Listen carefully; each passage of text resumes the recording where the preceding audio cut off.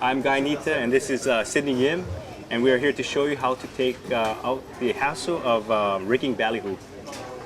Our system uses the N3 harness and also the R3 front rig, and you can use any zip tie available in the local stores. First thing you want to do is insert the leader line through the R3 compression rig.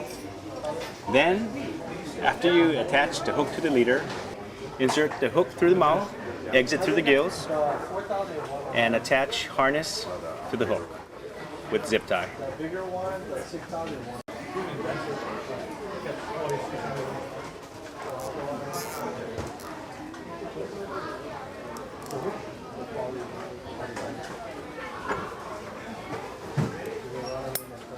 As you can see, the R3 front rig is already through the mouth. We cut off the snout, and we are putting the cable tie through the eye and through the lead hole we have in our front rig here, and secure it so the swing arm is flush against the chin of the bait fish. The beauty of the R3 front rig compression rig is you can move the hook position from the rear of the fish if they're biting towards the rear, or to the front of the fish with just a twist of the front screw.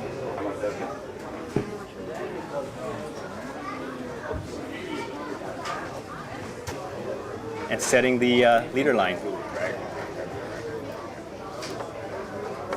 The last step of rigging is using our clear rubber bands to secure the hook to the body.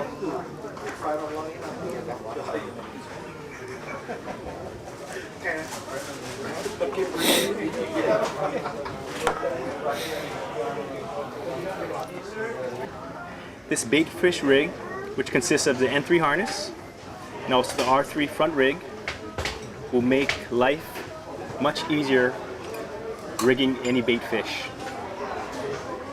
The beauty of the R3 front rig is you can adjust the leader length to any size bait fish without retying the entire leader.